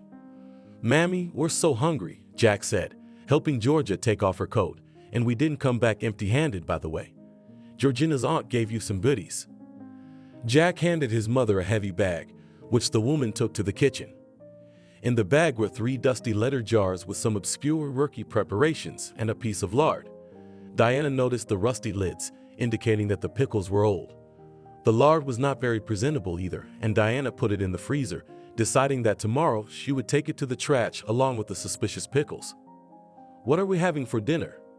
Jack asked cheerfully, peering into the pot on the stove. Cabbage stew. Georgia, do you want cabbage stew? With meat? The girl asked. With meat. Then I will. Son, you run the place yourself, Diana said, and I'm going to lie down. I haven't been feeling well since yesterday. What is it, Mom? Worried son, are you sick? No, don't worry. Diana couldn't bear to be around Georgia, so she preferred to shut herself in her room. She regretted that the conversation with her son would have to be postponed and worried about what would happen next. She liked her future daughter-in-law less and less, and her mother's heart told her that her son would not be happy with this woman. But what could she do? The woman was carrying Jack's child, and it seemed like something to be happy about. A grandson or granddaughter would be born, but Diana wasn't happy at all. In the morning, Diana ran into her son in the kitchen. Jack most often left for work before she did, his workday starting at 8 in the morning, while Diana went to the technical school depending on when she had classes with students. Today she had to be at work by 10 o'clock, but she had gotten up early on purpose because she wanted to see her son.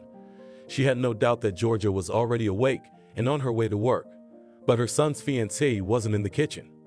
"Is Georgia washing her face?" Diana asked Jack. "No, Mom, she's still asleep." "Oh yeah? What time does she have to be at work?"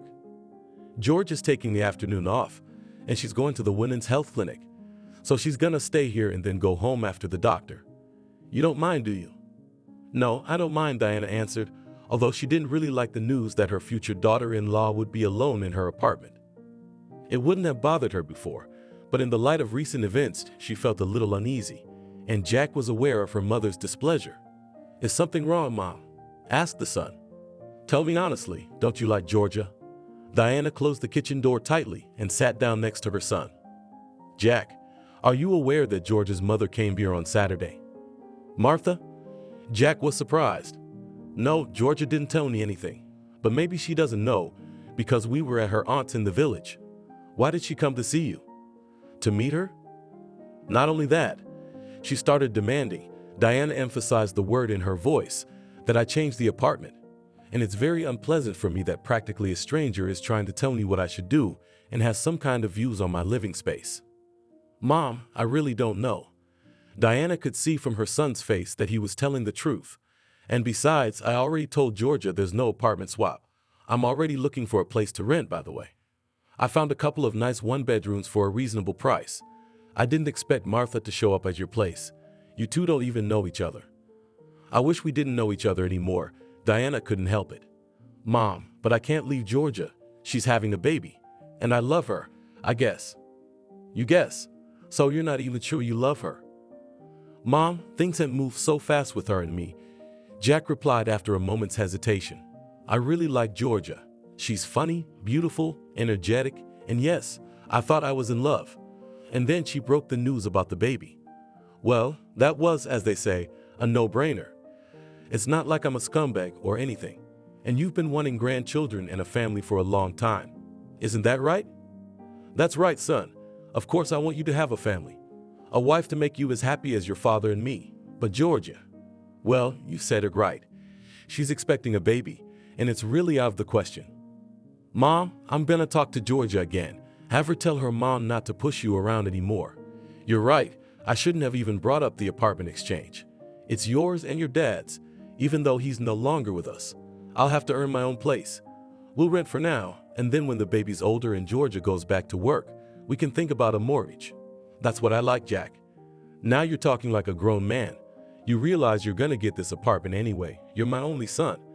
But as long as I'm alive, I want to stay in this apartment. Everything here is too precious to me. This is my home. I feel good and safe here." "Mammy, I want you to live a long time. I love you very much." "Thank you, son." Diana hugged her son. "You don't know how important it is for me to hear this. I was so worried that because of this whole situation with the apartment, you and I would quarrel. You're the closest thing I have to family." "No, Mom. Why would we fight? Of course we don't. And by the way, if you ever think about taking out a mortgage, I'll help you with the down payment." "Okay, Mom." Jack kissed his mother on the cheek. "I gotta run off to work. I'll see you tonight." "See you tonight, son. Hey, what's Georgia's due date? I noticed yesterday that she's showing a little belly." "I'm not sure, Mom, but it's got to be about 2 months." After talking to her son, Diane felt much better. Jack went to work, and the woman decided to bake pancakes so that Georgia would have something to eat for breakfast. Anyway, she and Georgia will have to see each other and communicate. While the woman was kneading the dough and baking the pancakes, she couldn't stop thinking about her future daughter-in-law's pregnancy. She didn't know exactly when Jack had met Georgia, and she certainly didn't know when they'd become intimate. But if Jack said his fiancée was 3 months pregnant, something didn't add up. Of course, things happen, but Diana thought back to herself.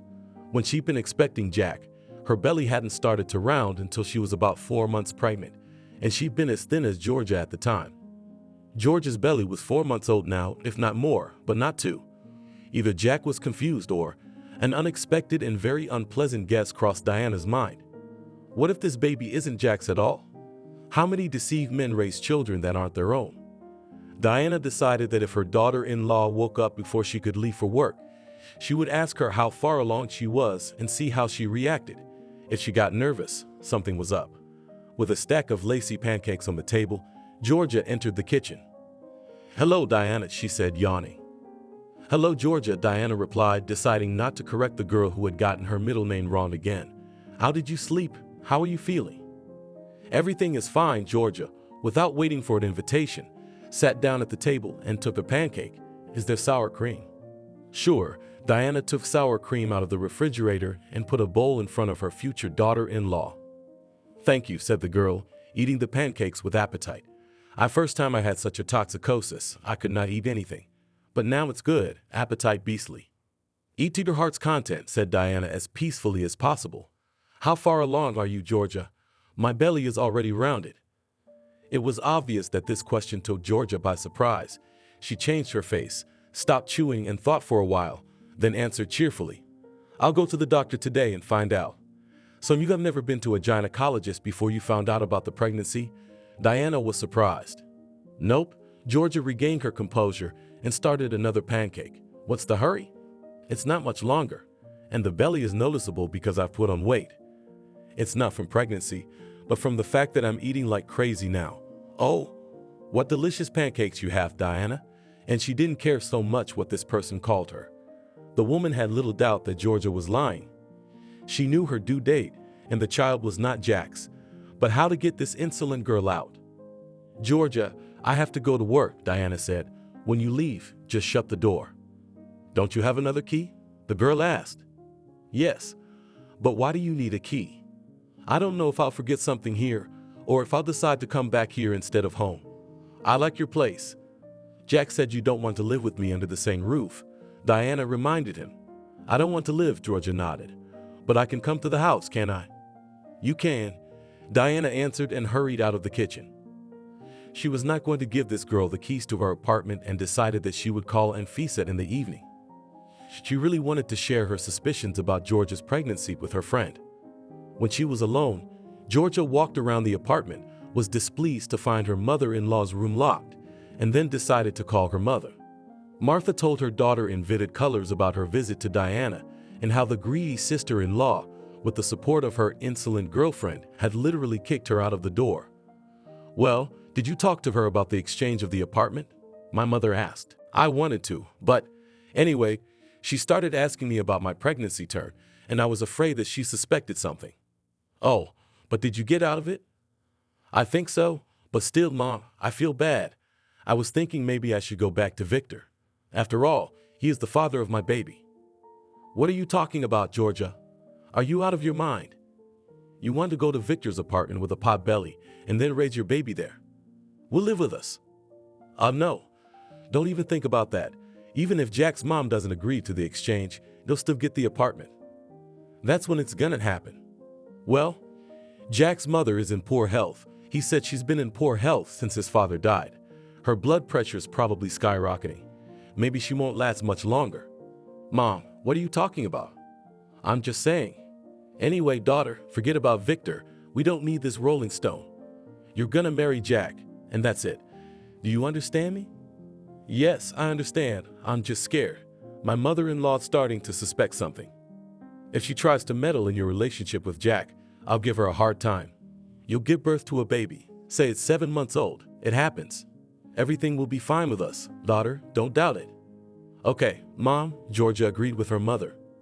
Betty, Georgia's younger sister, had been jealous of her since she was a little girl. First of all, Georgia was good-looking. Her face and figure had not been spoiled by nature, whereas her younger sister had not received such bounty from nature. The girl remembered well one unpleasant conversation she had overheard between her mother and Aunt Leslie. "Oh, Leslie, why did it have to be like this? I have Georgia just like a doll, a beauty so born, hair thick, figure, a sight to behold. But Betty was unlucky. The appearance has an axe chopped, and the figure is not square, and on the head 3 hairs." "Why do you say that about your own daughter? Her own child is usually the prettiest, Leslie objected. That's true, I love both Georgia and Betty, but I'm not blind, I can see how different they are. I look at Betty, and I wonder if anyone would marry her, with all that she's got. Georgito's sure to have a lot of suitors. Wait, maybe your Betty will grow up and get prettier. It happens that an ugly duckling turns into a beautiful swan. It was probably after this overheard conversation that Betty began to envy her sister and to hold a grudge against her. Georgia was better at school, a good student, while Betty could barely crawl from a D to a C. And it seemed to Betty that her mother liked her older sister better because she was prettier and smarter. Betty never turned into a beautiful swan when she grew up. And no cosmetics could not disguise the rough features of her face, and fashionable things that she wanted to wear only emphasized the shortcomings of the figure. Her envy of her sister grew stronger every time she looked at her chiseled figure in tight pants or a short skirt, and her personal life was not going well. The guy she liked didn't pay attention to her, and if any of the men looked in her direction, it was either someone much older or not Apollo in appearance. And Betty liked good-looking guys, the kind her older sister dated, but they wouldn't even look at Betty. When Georgia started dating Victor, Betty liked the young man very much, and she liked him as a friend. For the first time, she looked at her sister's boyfriend not as a man she'd like to date, but as someone to be friends with. Victor was kind to Betty and even sometimes gave her small gifts. And then suddenly Georgia gave Victor the runaround and switched to the more promising Jack. When Betty found a used pregnancy test in the bucket, she realized that her sister was expecting a child with Victor, but she was going to marry Jack. Betty wondered what she should do. On the one hand, she wanted her sister to get married and vacate the room. On the other hand, she felt bad for Victor because she knew he loved Georgia and would be glad to hear about the baby. He was the only thing missing, Georgia thought as she approached the clinic. Victor stood on the porch and smiled at her. "Hi," he said. "Hi," the girl replied, intending to walk past. "Wait, Georgia," said the young man, touching her arm. "What do you want?" Georgia yanked her hand away. "To talk. Why did you keep from me that you were expecting a child? Because this baby is not yours, okay? Anyway, I'm getting married soon. To the father of my baby. Let me through." "Georgia, I love you." "And I don't love you," the girl said as she walked briskly into the clinic building. How had he gotten here? How had he known she was pregnant? These thoughts swirled in the girl's head as she waited for her turn to see the doctor. Only her mother, sister, Jack, and future mother-in-law knew that she was going to the clinic today. The last two could not be taken into account. It turns out that either her mother or Betty had told Victor. Her mother couldn't. She couldn't stand him. That leaves Betty. But why would she do that? Georgia was seething with anger at her little sister, who gave her the right to pry into someone else's life. What was she going to do now? If Victor didn't calm down and Jack eventually found out about the deception. When Georgia left the doctor's office, she saw Jack in the hallway. "I managed to get off work early, so I thought I'd meet you. I want us to look at the apartment I'm going to rent for us." "What kind of apartment?" "It's got everything you need, and it's well maintained. It's clean. And if there's anything we need, we can buy it. It's a big room, so there's plenty of room for a crib. It's not far, it's only 10 minutes away." "Okay, let's go," Georgia grudgingly agreed. She didn't like the idea of renting. She wanted to live in her own apartment and hoped Jack's mother would agree to the exchange, but she didn't want to argue with her fiancé now. "What did the doctor say?" the young man asked as soon as they left the clinic. "Is the baby all right?" "Yes," Georgia replied, startled to find Victor still standing on the porch, waiting for her. Seeing that Georgia was not alone, Victor did not approach her, but glanced at his rival. "Let's go quickly," the girl said, taking Jack under her arm. "Why did you tell Victor about the baby?" Georgia shouted as soon as she got home. "You did it, didn't you? There was no one else." "Yes, I did." The sister wouldn't deny it. "Why? Who gave you the right to meddle in my life?" "Sorry, I couldn't resist. Yesterday I met Victor on the street. We got to talking. He asked about you. So I told him the truth, that you're expecting a baby and you're getting married. And Victor guessed that you were pregnant by him. He's not as dumb as you and Mom say he is." "What's going on here?" Marta shouted, rushing into the kitchen with heavy bags. "I can hear you yelling in the entryway." "Mom, she told Victor everything?" "Told him what?" What? "About the baby. He was waiting for me outside the hospital today." Oh, for fuck's sake. Martha fell on a stool. Betty, are you crazy? You gave me your word that you wouldn't tell, that you wouldn't betray your sister. I just feel sorry for Victor. He's a good man. He treats me like that. Then you should marry Victor yourself if you like him so much. Georgia screamed. He loved you, answered Betty and left the kitchen. What are we going to do now, Mom? Georgia asked. What if Victor doesn't live up? If he tells Jack everything? The mother-in-law was starting to realize the baby wasn't her son's. Mom, I had an ultrasound today, and they gave me an exact due date. So if I stay with Jack, I'm gonna have to say the baby was born 6 months old. Oh, honey, I don't know. Martha's heart was racing. Oh, I'm feeling a little sick. Give me a glass of water. Georgia poured water for her mother and handed her a glass. Martha drank it down greedily, then set the empty glass on the table with a clatter. I guess we'll never get an apartment. That's Betty, you snake. You're good too. I should have had an abortion while the term was still small. How can we pass off Vitya's child as Jack's child if the terms don't match? If Jack can be fooled, his mother will understand everything. Why did you have an abortion, you fool, while the term allowed? Mom, what abortion? What are you saying? What am I saying? I thought I had at least one daughter who was smart like me. And you're just as stupid as Betty. You're both stupid like your daddy. You had to get pregnant by a poor bastard. Now go and live in his communal flat, you brainless fool. I'll go. It's better than with you, screamed Georgia, grabbed her bag and ran out of the apartment. At the entrance, Victor was waiting for her with a bouquet. You're so stubborn, said the girl. She had already made up her mind. Anfisa, I have good news, Diana called her friend. What is it? Jack came to his senses and decided not to marry Georgia, guessed her friend. That's right. Georgia confessed to him that she wasn't pregnant with his child, so she went back to the father of her child. And how is Jack? Upset? You know, not really. I actually think he's relieved, too. He's not happy that Georgia lied to him for so long, but it's better that the lies are out now than later when they're married. I'm so happy for you, Diana. God has taken you away from that insolent and deceitful family. That's true, but they got on my nerves. 6 months later, Jack met a nice girl. She worked as a nurse at the clinic and came to Diana's house to give her injections. Between Catherine and Jack flashed sympathy, and they began to meet. And Diana very much hopes that this time her son will do well. Modest and kind Catherine likes her very much, and about Georgia and her mother, the woman tries not to remember. It was and was, well, that remained in the past.